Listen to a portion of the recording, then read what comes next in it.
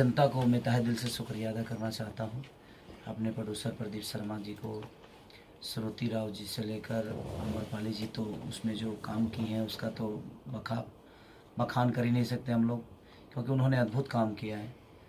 और पूरी टीम को, हमारे कैमरामैन से लेकर हमारी जितनी भी टीम है, स्पॉट बॉय तक, जितने भी लोगों ने सहयोग किया है आशिकी के लिए, सबको दिल। और सबसे ज़्यादा अगर बधाई के पात्र है तो हमारी जनता है, जिसने आशिकी को एक अपने लेवल पे देखा और एक रियल घटना पे ये कहानी थी, और उसको आप लोगों ने इतना सराहा और सराह रहे हैं। मैं हर आदमी का वीडियो देख रहा हूँ जो हॉल से निकल के जब बोलते हैं आप लोग, तो बड़ा प्यारा लगता है कि हमारा मेहनत सफल हुआ।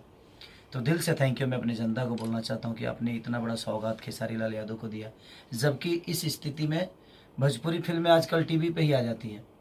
बहुत ऐसी फिल्में हैं जो टीवी पे आ रही हैं और उनको हॉल नहीं मिल रहा है।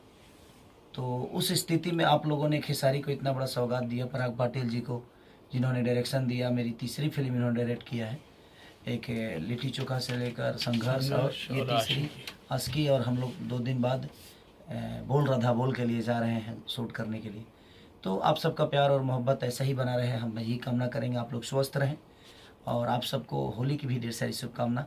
और इसको इतना प्यार देना है, इस प्यार को कम मत करिएगा, इतना प्यार दीजिए कि आशिकी एक अलग लेवल पे और भोजपुरी की जो पहचान है उसको हमेशा कायम रखे। तो हमारी कोशिश थी, और उस कोशिश को आप लोगों ने सराहा, इसके लिए दिल से थैंक यू। बहुत बहुत धन्यवाद दोस्तों। मेरी और खेसारी जी की ये तीसरी फिल्म है आशिकी। आप लोगों ने पहले फिल्म को भी इतना प्यार, सम्मान, स्नेह दिया, संघर्ष, फिर लिट्टी चोखा और अब आशिकी। तो हम लोगों की जोड़ी बस यूं ही बनी रहे और लोगों का प्यार सम्मान मिलता रहे।